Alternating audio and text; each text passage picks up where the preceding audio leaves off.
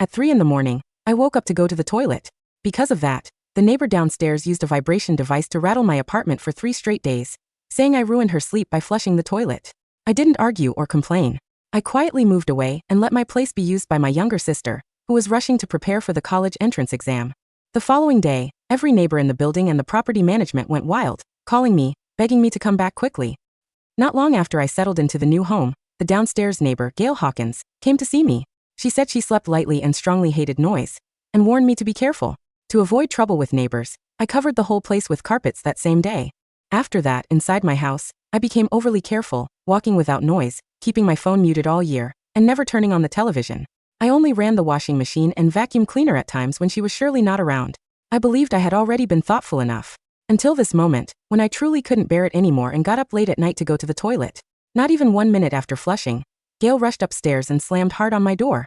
The door was hit so loudly that the whole place shook. All my drowsiness disappeared at once. The second I opened the door, I saw Gale looking mad, pointing at me and yelling, "Are you seriously awake in the middle of the night trying to make noise and drive people crazy?" I was shocked, but I still explained in a calm way, "Sister Gale, I just got up to use the toilet." After hearing this, she became even more upset. "Use the toilet? Couldn't you wait until morning?" That flushing noise sounded like thunder. I had just fallen asleep, and you woke me up. You know I sleep lightly, and you're doing this on purpose to make my life miserable. I was shocked. So I'm not even allowed to use the bathroom in my own place when I need to pee? Her voice rose, and saliva almost splashed onto my face. "Stop giving excuses. You're just low class. Self-centered. Only thinking about your own comfort. I'm telling you this isn't finished." After saying this, she spat toward me, turned around in anger, and walked away. I believed she was only letting out anger, and didn't take it seriously. I returned to my room, preparing to keep sleeping. As a result, a huge sound suddenly came from below. The noise felt like a huge hammer slamming hard into my floor. The crushing sound made my whole bed shake, and even the light hanging above my head began to swing. Hearing those steady, heavy vibrations, I suddenly understood. Gale was using a vibration device on me. She was crazy. I never thought that just because I used the toilet in my own place, I would be paid back like this. The sound from the vibration device was unbelievably loud. No matter if I wore earplugs or pulled a blanket over my head, the noise still stabbed into my head like needles. While my head was hurting badly from the sound, the neighborhood group chat also went wild. "What is that noise? It's late at night, are people supposed to sleep or what? So loud. Which rude family is fixing things? That doesn't sound like fixing anything. What time is it? My heart is jumping. Who is making that sound? Stop right now. My child still goes to school tomorrow." Just my neighbors were complaining and guessing, Gale spoke up. "If you want to blame someone, blame the animal upstairs in room 703. She does this on purpose late at night to bother me."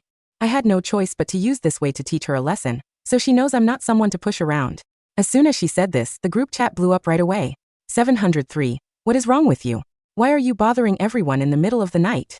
I hate this kind of neighbor the most, having no manners and dragging everyone else into it. At 703, you are young, you should have basic manners. Hurry and say sorry to Gale. Stop bothering everyone. You're really like a bit of dirt that ruins a whole pot of food. The whole building can't rest because of you. Isn't that awful? Seeing the blame and harsh words in the group chat, I was so mad that my hands were shaking. From the first day I moved in, every single day I stayed home, I had been very careful.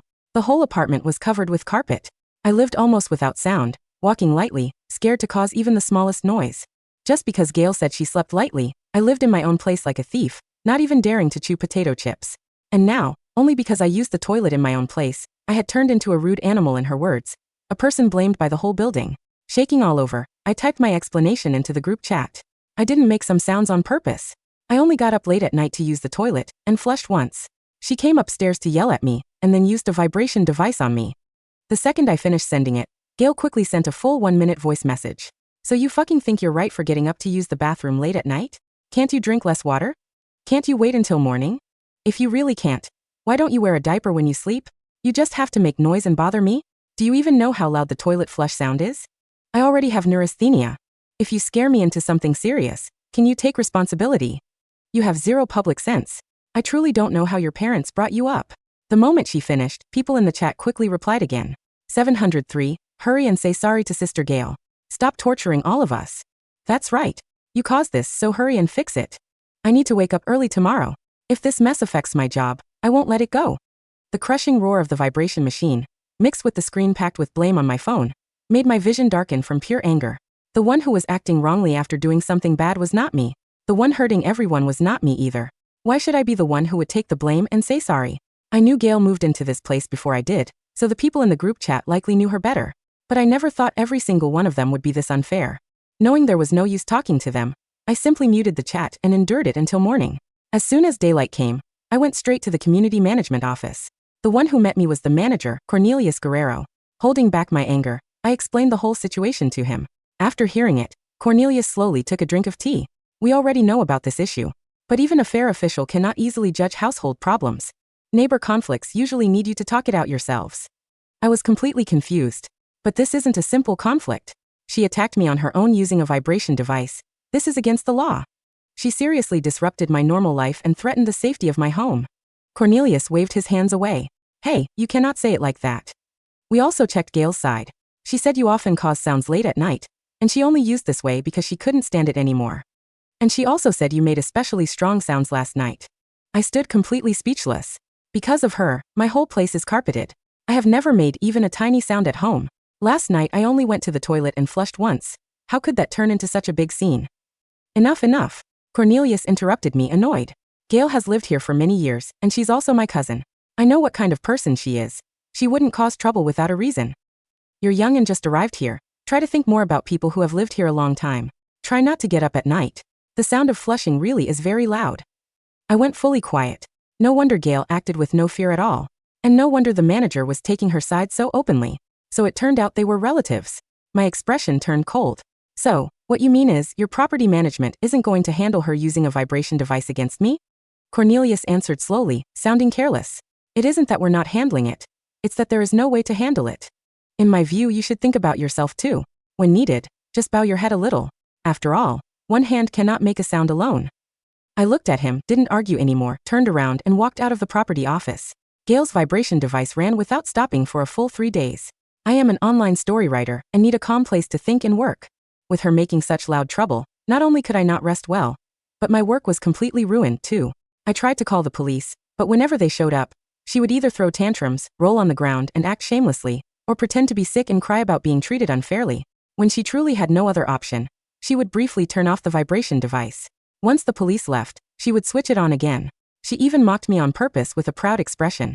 If you have the nerve, let the police protect you for the rest of your life. If you don't have that kind of power, then move out. Move out. Fine. Just don't regret it later. That same day, I moved out of my home, checking into a nearby hotel. Then I called my younger sister, who was rushing toward the college entrance exam. Didn't you say before that you wanted to live in my new place? That apartment is empty now. You can move in today. My sister had always said she wanted to come live with me, but because Gale downstairs wasn't someone easy to deal with, I didn't want to cause problems, so I never agreed before. But now there was no reason for me to say no anymore. After hearing my words, my sister quickly answered in a well-behaved tone. Alright, sis. I'll pack my stuff and come over right now. I sent her the address and reminded her. Call me when you're near my place. I'll go get you. Thanks, sis. See you soon. After ending the call, I leaned back against the hotel couch and breathed out slowly, feeling relieved.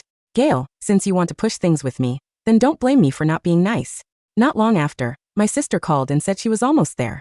I went straight to the entrance of the neighborhood to wait for her. As soon as I arrived, I saw her walking toward me, dragging a big suitcase and carrying a backpack packed with school books. She wore a clean and neat school uniform, her hair tied in a high ponytail, no makeup and bright eyes. She looked like a typical good student who only cared about studying. Sis. When she spotted me, her clear eyes curved into a happy smile. I took her bags and guided her toward the building. The moment we stepped into the elevator, I saw Gale standing inside too. When she saw me step into the elevator with my sister, she scanned us from head to toe and spoke sarcastically. What, you finally couldn't handle the vibration device anymore, so you ran off to stay in a hotel? And now you drag a student here to suffer too? You really have the nerve. Suffer? I let out a cold laugh. Gale, you're thinking too much. My sister didn't come here to suffer. Ignoring Gale's nonstop talk, I guided my sister out of the elevator. After helping my sister get settled, I left the neighborhood. Back at the hotel, I pulled the dark curtains closed and dropped myself onto the soft bed. 3 straight days of mental pressure left me fully worn down, both physically and mentally. Yet right then, I felt full of expectation. Gale, I truly hope you enjoy the new neighbor I arranged for you. Your pleasant days were only starting right now. That night, without the vibration device tormenting me, I dropped into heavy sleep and rested through the night without dreams. The next morning, my phone buzzed wildly and pulled me awake. When I checked it, the owner's group chat had already blown up, with everyone urgently tagging me and begging me to rush back. Property manager Cornelius kept calling me again and again as well. The instant I answered, Cornelius's anxious voice came through the phone, mixed with clear sobs. Miss Curtis. Gale admits she was wrong. She swears she will never use the vibration machine again. Please come back quickly and move in. Something serious has happened. Something serious? What could be more serious than me flushing a toilet? I asked Cornelius coldly, holding the phone away from my ear as his frantic breathing grated on my nerves. Miss Curtis, please. Stop joking. Your sister. She's destroying the building. Gale fainted twice already. The police are here, but they can't do anything. If you don't come back, the neighbors are going to tear down your door. I hung up the phone, a small, cold smile touching my lips. I knew Luna. My sister wasn't just a good student. She was a prodigy. Specifically, she was a top-tier candidate for the National Conservatory of Traditional Arts. Her major? Percussion and the swona. For those who don't know, the swona is a traditional Chinese trumpet. It has a high-pitched, piercing sound that can penetrate concrete walls, often described as the instrument of the afterlife, because it is used in both weddings and funerals. It is designed to be heard over miles of open fields. In a concrete apartment building, it is a weapon of mass destruction. I took a slow taxi back to the neighborhood. When the taxi was still 2 blocks away, I heard it. Beep. It was a sound like a tearing sky. A high-frequency shriek that vibrated in the teeth.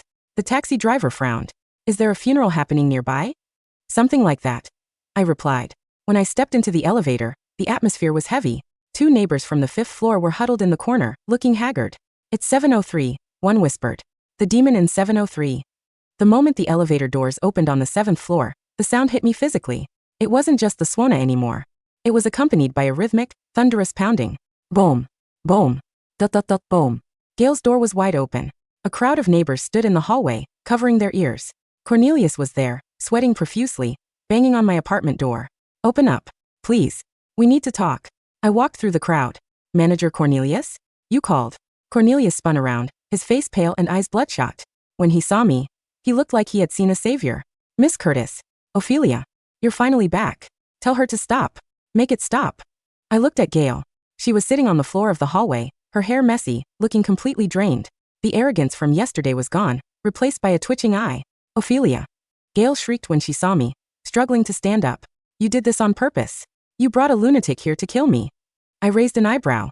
Gale, watch your words. My sister is preparing for the most important exam of her life. She is a diligent student. I walked to the door and keyed in the passcode. The moment the door opened, the sound wave nearly knocked Cornelius over. Inside, the living room had been transformed. My furniture was pushed to the walls. In the center sat Luna, looking serene and focused. She held a golden swona in her hands. Beside her, set up on a stand, was a massive traditional war drum. She wasn't alone. A metronome was ticking loudly through a concert-grade amplifier. These. Luna stopped playing. The sudden silence was deafening. She blinked her innocent, doe-like eyes. You're back? I was just doing my morning warm-ups. Warm-ups? Gale screamed from the hallway, rushing forward but stopping at the threshold as if hitting an invisible wall. You call that warm-ups? It's been 4 hours. 4 hours of that screeching. Luna looked at her watch. It's 10 a.m. According to city noise ordinances, residential renovation and loud instrument practice are permitted between 8 a.m. and 6 p.m. I started at 8:01 a.m. I am strictly following the law. You. Gale trembled, pointing a finger. I have neurasthenia. I need rest. Luna stood up. She was tall, and despite her uniform, she had an imposing aura. Auntie, if you are sick, you should go to a hospital. This is my home. I have an exam in 2 weeks. My teacher said my lung capacity needs work, so I must blow the high notes for at least 6 hours a day. 6 hours. The neighbors in the hallway gasped collectively. You can't do this. Cornelius stepped in, trying to regain his authority. This is a residential area. You are disturbing the peace. I stepped in front of Luna. Manager Cornelius, when Gale used a vibration motor on me for 3 days and nights, shaking my bed so hard I thought there was an earthquake, you said, one hand cannot make a sound alone. You said neighbor disputes should be settled between neighbors. Cornelius choked. That was different. That was a mechanical noise. This is psychological torture. It's art, I corrected him. And since you couldn't handle the vibration motor because it was a civil dispute, surely you can't stop a student from studying? I'll call the police. Gale screeched. Go ahead, Luna said calmly, lifting the swona to her lips again. But before you do, you should know that I am live streaming my practice for my professors. She pointed to a tripod I hadn't noticed. Say hello to the internet, Auntie. The police came. They left 20 minutes later. Luna had her permits. She had decibel readings that showed she was technically under the industrial limit because she took 15-minute breaks every hour. She was polite, articulate, and played the stressed student card perfectly. Officer, I just want to go to college. My neighbor hates music. She bullied my sister out, and now she wants to ruin my future too, Luna said, tears welling up in her eyes. The police officer, a tired man in his 40s, looked at Gale, who was foaming at the mouth and screaming insults, and then at the crying high school girl. Ma'am, the officer warned Gale. Let the girl study. It's daytime. Buy some earplugs. As soon as the police left, Gale's face twisted into a mask of pure hatred. Fine, she hissed. You want to play? Let's play. She ran downstairs. 10 minutes later, the floor began to shake. The vibration motor was back on. Zee thump. It was loud. The floorboards rattled. Luna looked at the floor, then at me. A slow, terrifying grin spread across her face. Sis, she's trying to set the rhythm. What are you going to do? I asked, settling onto the sofa with noise-canceling headphones. I'm going to join the jam session. Luna didn't pick up the Swona this time. She went to her suitcase and pulled out a pair of heavy wooden clogs. Then she walked over to the corner of the room, specifically the corner directly above Gale's bedroom. She pulled out a jump rope. It wasn't a normal jump rope. It was a weighted Muay Thai rope, heavy and thick. Thud, thud, thud, thud. Luna began to jump. She was athletic, her stamina endless. Every time she landed, the wooden clog slammed against the floor with the force of a pile driver. She jumped in sync with Gale's vibration motor, but offbeat just enough to create a chaotic, maddening dissonance. The vibration motor rattled. Luna stamped. After 20 minutes, the vibration motor stopped. Luna didn't. She kept jumping for another hour. That evening, the group chat was surprisingly quiet. No one dared to tag room 703. They had realized that the animal in 703 wasn't me. It was a beast they couldn't control. But Gale wasn't done. The next morning, the power to our apartment was cut. I woke up to a dark room. I checked the breaker box. Everything was fine. I went into the hallway and checked the meter room. The switch for 703 had been smashed, the wires yanked out. Cornelius was standing there, looking smug, holding a clipboard. Oh, Miss Curtis. Looks like a circuit failure. Dangerous. Might take a week to fix. You girls can't live here without power, right? He smiled. Why don't you move back to the hotel? Gale said she's willing to forgive you if you apologize. I looked at the damaged wires. You vandalized my property? Accidents happen, Cornelius shrugged. Old wiring. I nodded. Okay. I went back inside. Luna, no power. Luna was eating an apple. No power? That means I can't use the electric fan. Or the lights. That's fine, Luna said. I don't need electricity for the Swona. But without the fan, I'll need to open the windows. She walked to the balcony. Our apartment faced the central courtyard of the complex. The acoustics were incredible. A sound made there would echo into every single unit in the 4 surrounding buildings. It's a nice day, Luna said. I think I'll practice the Song of the Phoenix today. It's very emotional. She stepped onto the balcony. She took a deep breath. And then she unleashed hell. Without the glass windows to dampen the sound, the high-pitched shriek of the instrument amplified by the courtyard architecture hit the complex like a sonic boom. It wasn't just Gale anymore. It was everyone. The chat exploded. What is happening? My baby is crying. Who is killing a pig? It's 703. They are on the balcony. Cornelius ran downstairs to the courtyard, looking up at us. Stop. Stop it right now. Luna stopped for a second to yell down. Sorry, manager. The power is out. It's too hot inside and too dark to read my sheet music. I have to practice out here where there is light and wind. I'll fix the power. I'll fix it now. Cornelius screamed, covering his ears. Take your time. I yelled back. Safety first. A week is fine. We love the fresh air. Luna resumed playing. This time, she added a little improvisational jazz screeching. By the 3rd day, the atmosphere in the building had shifted. Originally, the neighbors had sided with Gale because she was a longtime resident and frankly, a bully they didn't want to cross. I was the new girl, an easy target. But now they were collateral damage. Gale's vibration motor only hurt me. Luna's sonic warfare hurt everyone. The group chat began to turn. Neighbor 502. At Gale Hawkins, honestly, can you just stop provoking the girl upstairs? She stops when you stop. Neighbor 601. Yeah, I saw the police report. You used to shake her on them first. That's illegal, isn't it? Gale Hawkins. You bunch of traitors. She's the one making noise. Why are you attacking me? Neighbor 804. Because when she lived there alone, she was quiet as a mouse. We never heard a peep from 703 until you started banging on her door. You started a war, lost, and now you're dragging us down with you. It was true. My strategy of carpets and silence had backfired, but now in hindsight, I looked like a saint. That afternoon, I went downstairs to buy groceries. I ran into the woman from 601. She looked tired. Miss Curtis, she said awkwardly. About the practice. Yes. I smiled politely. Is your sister going to pass the exam soon? Oh, the exam is in 2 months, I lied. But she's thinking of taking a gap year to practice more. She loves this apartment. Says the acoustics are inspiring. The woman's face drained of color. Unless. I paused. Unless what? Unless the environment becomes too hostile. You know, Gale has been very aggressive. My sister gets stressed. When she's stressed, she plays louder to calm down. If Gale were to, I don't know, stop existing in her life, maybe Luna would calm down. The woman nodded slowly. A look of determination crossed her face. The neighbors didn't attack me anymore. They turned their sights on Gale. When Gale went to the courtyard, people glared at her. When she complained in the group chat, she was told to shut up. Someone even put gum in her lock. But Gale was stubborn.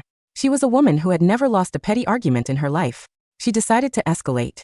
I was working on my laptop, wearing ear protection, when I smelled smoke. Not cigarette smoke. Burning chemicals. I rushed to the door. There was a weird liquid seeping under the frame.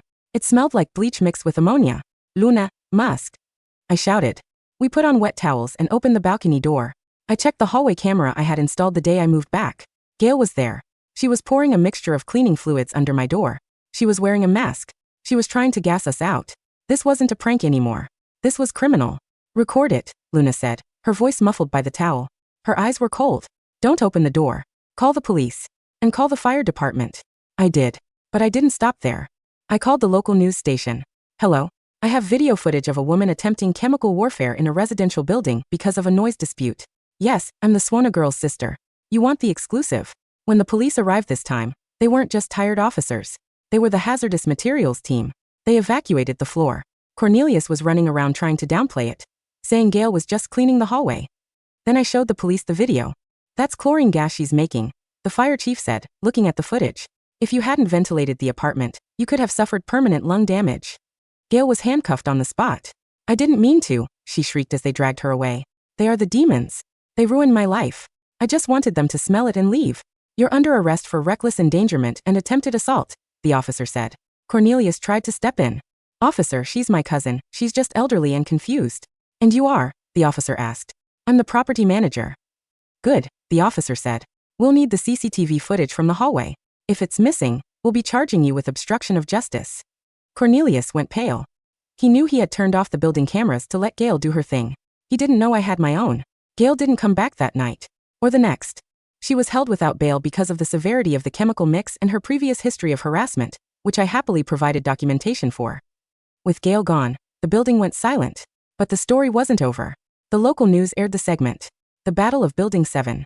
They played the clip of Luna playing the Swana on the balcony, then the clip of Gale pouring chemicals. Public opinion was mixed, but mostly, people were terrified of Luna. She became an internet meme, the Swana boss. Cornelius was fired 2 days later. The property management company didn't want the bad press. It turned out he had been embezzling maintenance funds anyway. Money that was supposed to soundproof the floors between units. A week later, Gale was released on bail, awaiting trial. She returned to the apartment, but she was a broken woman. She was terrified. She tiptoed in her own home. She didn't turn on her TV. She didn't glare at me. But I wasn't done. Luna, I said over breakfast. You've been practicing so hard. Maybe we should invite your friends over for a jam session? To celebrate the piece. Luna's Mail. The percussion ensemble? The percussion ensemble. That Saturday, 6 of Luna's classmates arrived. They brought kettle drums, cymbals, and 3 more Swanas. They didn't break any laws. They played from 2 p.m. to 5 p.m. A nice afternoon concert. They played The General's Command. It is a song meant to inspire armies to charge into battle. Downstairs, we heard nothing. No broom hitting the ceiling. No vibración motor. No screaming. Later, I heard from the neighbor in 601 that Gale had spent the entire afternoon hiding in the closet, crying, wearing 3 pairs of headphones. Chapter 6. The Departure. A month later, a for sale sign appeared on Gale's door. She couldn't take it anymore. The fear of when the next practice session would start was worse than the noise itself.